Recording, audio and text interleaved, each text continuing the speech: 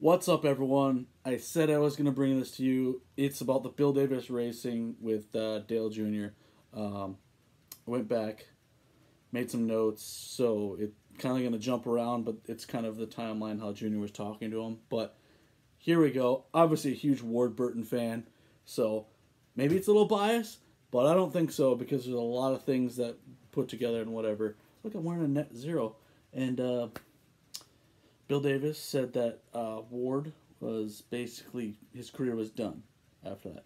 And it was, but it probably wouldn't have been if other things would have, shifted in there. So he's just talking out of his ass, basically. Bill Davis is, I don't know, he's a sneaky snake in the grass. And Ward trusted him too long. And I don't think Bill Davis is.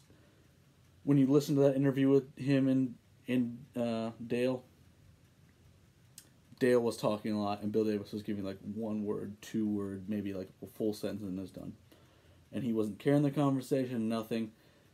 I'm glad that they talked to Bill Davis because I haven't heard from him since basically he left the sport. 2007, 8, somewhere around there. But probably should have stayed. Just gone, in my opinion, because he looked like a complete idiot. And yeah, so to start off with, Bill Davis only has 5 wins in his whole fucking ownership, and they're all with Ward Burton. 95, 2000, 2001, and then 2 wins in 2002. And they were Pontiac to begin with in the Cup Series, and then they went to Dodge in 2001. He started off in the Busch Series with Jeff Gordon.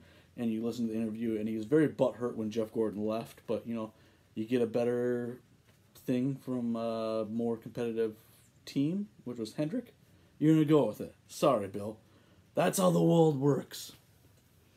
Bobby Labonte comes in, very talented driver, leaves. Boom, gone. Goes to Joe Gibbs Racing. Bill Davis goes through a bunch of people. What was his name? Randy LaJoie. Randy LaJoie...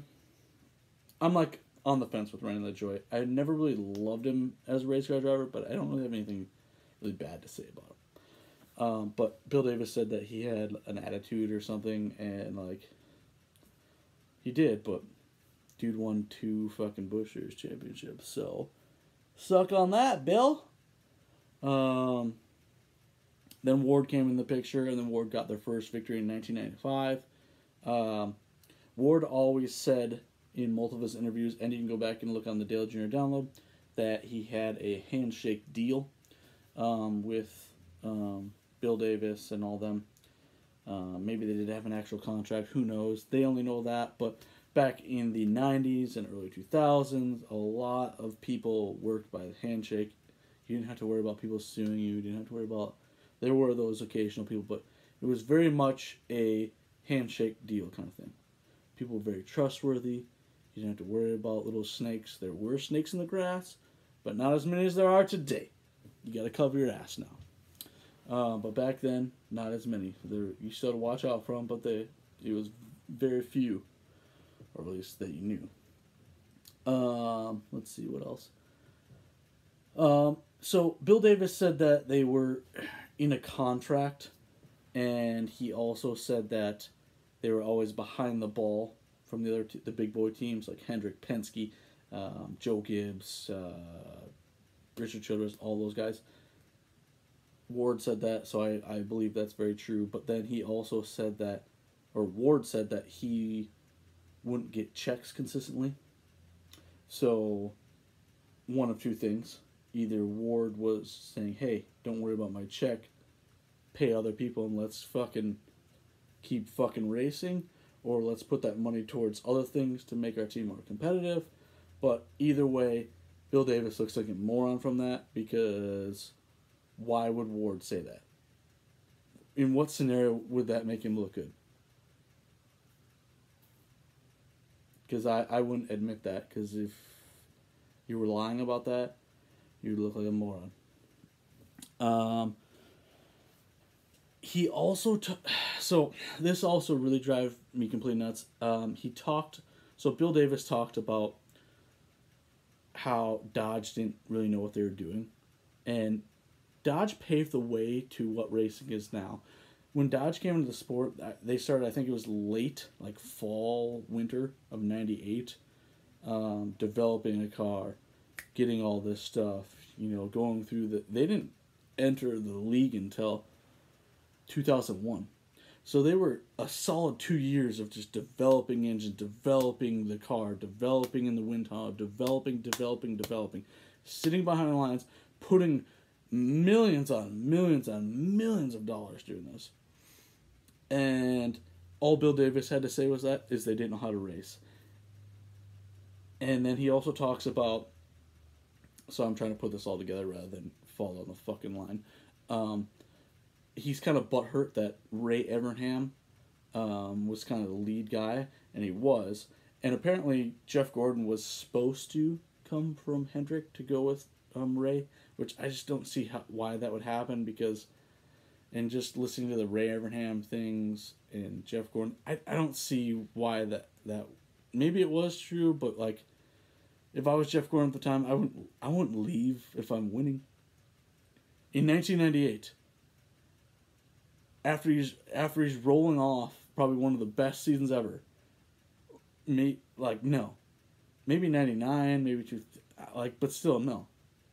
It doesn't make sense to me. I understand why Ray left. Ray wanted to do other things. He was already a crew chief. He was a crew chief. He wanted to do something, better. He wanted to become an owner. He wanted, keep moving up. That's what you want to do with your life. Keep moving up. If you win so many races and you're the best of the best, what's next? Do something else. Climb the fucking ladder. So, I don't know how true that is, but either way, Dodge started in the late 90s, and Ray Evernham was the key one behind that. Also, the thing that really pisses me off is Dale Jr. Says, it's Ray Evernham, it's the Petties, it's you guys. Where's Chip Ganassi? Sterling Marlin? The guy that basically won Dodge's first win and arguably probably would have won Dodge's first championship before they left the series in 2012 with Brad Keselowski. If he wouldn't have had that one wreck that gave him neck injury, Tony Stewart would not have won that, and Sterling Marlin would have won it. Hands down. Call me it, call me not. Just saying. So yeah. The fact that they left those guys out, red flags are just bing, bing, bing, bing, bing, bing, going up everywhere. Going up everywhere. Just like, hey, you know what? Pretty weird. Pretty weird. So, that drove me a little nuts. I'm just going to say that.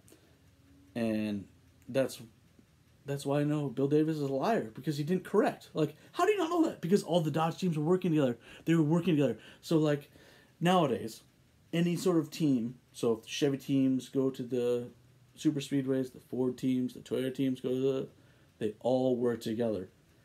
Toyota sits down, Chevy sits down, Ford sits down, and they tell them. Yeah, they might have a hierarchy. They might be like, hey, this team and this team, that's our bread and butter. You follow them. But they all still talk to each other. And the fact that you don't acknowledge the team that carried them, I'm sorry, Bill Elliott and Casey Atwood couldn't do that. And Sterling Marlin did it for a whole 2001 and 2002.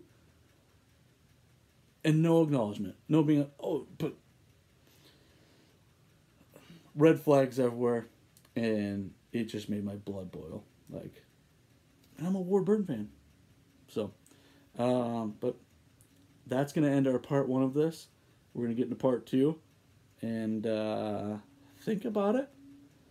And Bill Davis is full of shit. See you later.